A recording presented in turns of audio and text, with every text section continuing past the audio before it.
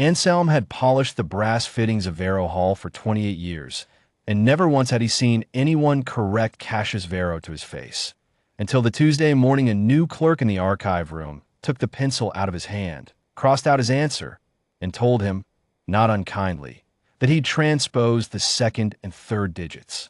Cassius did not introduce himself. He never did. Not in the archive. Not since the week he'd started coming down to check the Providence work himself instead of sending an aide. He liked, for reasons he had never once explained to Anselm, to be simply the quiet man at the long table by the window. The staff who knew him bowed, their heads a fraction lower when he passed, and said nothing about it. Unia Hart, for days into the job, had not yet learned there was anything to notice. "You'll want to recount," she said, sliding the ledger back across the table. "Third register's 2 off. Happens to everyone the first week." He recounted. She was right. Anselm, dusting a shelf he had already dusted, kept his face perfectly still and went on with his work. It became a pattern that week. Cassius came down each morning before the rest of the house stirred, took the chair across from her, and worked through the old correspondence with the patience of a man who had nowhere else more important to be, which, everyone in the household knew, was almost never true of him. Unia treated him exactly as she treated the stacks of brittle paper, with care, with bluntness, and with absolutely no deference at all. She told him when his hand cramped from holding the cipher key wrong. She did not offer him tea unless she was already making her own, in which case she made 2 cups without asking. When he got a transposition wrong a second time, she laughed before she could stop herself, then apologized, then didn't really mean the apology, and he found that he didn't want her to. "You're good at this," he told her, on the 3rd day, watching her run a column of numbers against the old key faster than he could follow. "I'm good at numbers. The Institute's good at finding people who are." She didn't look up. "What is it you do here exactly?" "Nobody said." "I read things," Cassius said, which was true. She accepted that the way she accepted everything that week, without suspicion, because it had not occurred to her that there was anything to be suspicious of. The work itself mattered more than either of them said aloud in front of each other. 40 years before, the Vero family's botanists had stumbled into a strain of grain that shrugged off drought the way other crops shrugged off rain, and they had spent decades since trying to make sure it reached the dry counties that needed it before anyone with sharper lawyers decided the discovery belonged to them instead. The patent filing closed in 9 days. The whole of the claim rested on dated correspondence, proving the Institute had found the strain first.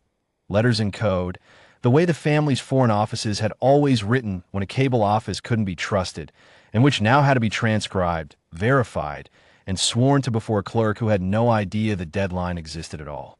It was Unia who found the page that didn't belong. She found it on the 7th day, in a folder she'd already cleared twice, a single sheet of correspondence dated 3 years earlier than everything around it.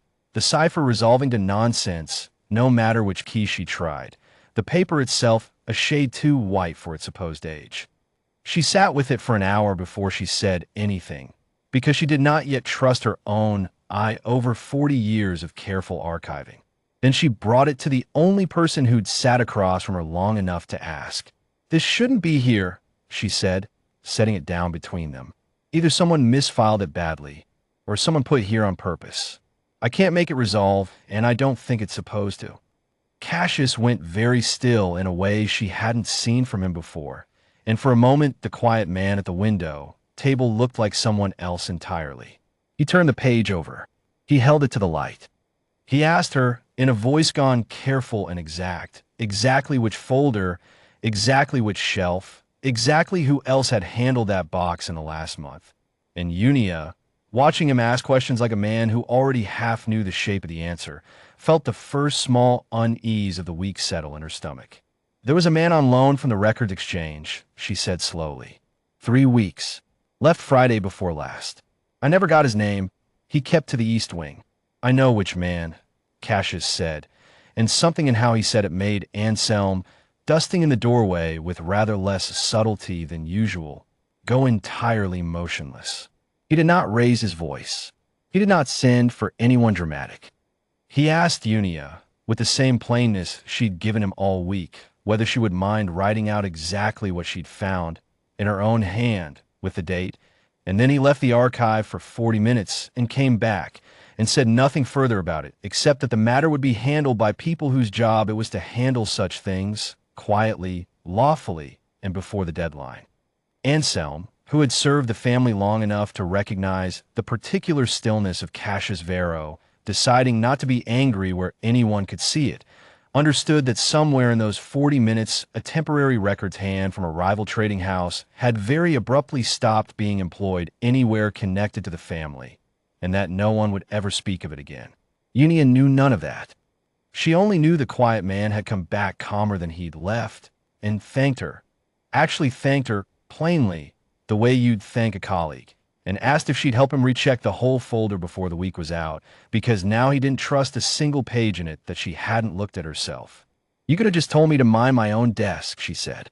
I could have, he agreed. I didn't want to. She studied him a moment too long, the way you study a sentence that doesn't quite parse, and then went back to the cipher, because there wasn't time that week to wonder about much else. The piece that finished it came on the last morning, almost by accident. Unia had brought in her grandfather's old notebook. She'd mentioned him twice that week, a man named Edric Hart who'd worked as a code clerk for a shipping office decades before she was born, and who'd left her a small brass disc among his things that she'd never been able to place. She set it on the table, now beside the ledger, more out of habit than purpose, the way you keep a thing close because it was once someone else's hands that held it. Cassius looked at it for a long moment. Then he reached into his coat and set its twin beside it. The two discs matched exactly. The same maker's stamp, the same worn notch along one edge, cut so that only the true pair would sit flush against each other. Countersigns, the old foreign offices had called them, made in matched halves so that a courier carrying one could be trusted by anyone holding the other. No name required, no document needed. Unia had never known what hers was for. She had simply known it was real because it had been her grandfather's. Where did yours come from? She asked, already feeling something shift before she understood why. My father's desk. He told me once it belonged to a man named Hart who'd kept the family's worst secrets safer than anyone else alive, and that if I ever met someone carrying the other half, I'd know exactly who I was dealing with. Cassius turned the disc over once in his fingers. I'm Cassius Varo. The room did not announce itself the way rooms do in stories. There was no gasp, no drop pencil. Unia simply went quiet and looked at the man she had corrected, argued with, made tea for without asking, and treated for a full week as nobody in particular, and understood, all at once, exactly whose arithmetic she had been crossing out. Anselm, who had stood in that doorway nearly every morning that week without once being asked to explain who the quiet man at the table actually was, found that his own throat had gone tight, and could not have said why until later. You let me think you were nobody, Unia said finally. I'll let you treat me like I was, Cassius said. Nobody's done that in longer than I can tell you. I wasn't in a hurry to give it back. She didn't apologize for the pencil, or the tea, or any of it, and he didn't ask her to. He only asked, once the folder was finished and the last cipher resolved clean and true on the page where the patent's whole claim would rest, whether she would stay on. Not as a temporary hand sent over for 9 urgent days, but properly with her own desk and her own authority over what the archive trusted and what it didn't, answerable to no one who tried to tell her twice how to read a column of numbers. He asked her in the walled garden behind the hall, where Anselm brought the tea that morning and then, sensing what he was interrupting, did not bring it any closer than the gate. I don't want the post because of who you are, Unia told him, plainly, the way she'd told him everything else that week. I know, Cassius said. That's why I'm asking you in person instead of having someone write it up. He held out his hand. Not for a shake, not for show, just held it open between them the way a man holds something out when he means for the other person to choose whether to take it. Stay because the work's good and you're better at it than anyone I've had. Stay because I'd like you to. Either reason's enough. Both would be more than I expected to get. She took his hand. It was, Anselm thought later, watching from well past the gate, the least dramatic thing he had seen happen in that garden in 28 years, and somehow the one he would remember longest. Two people standing very still, neither one performing anything for the other, exactly as they had been all week, except that now they both knew exactly who they were. He set a third cup out the next morning, without being told to, and nobody corrected him.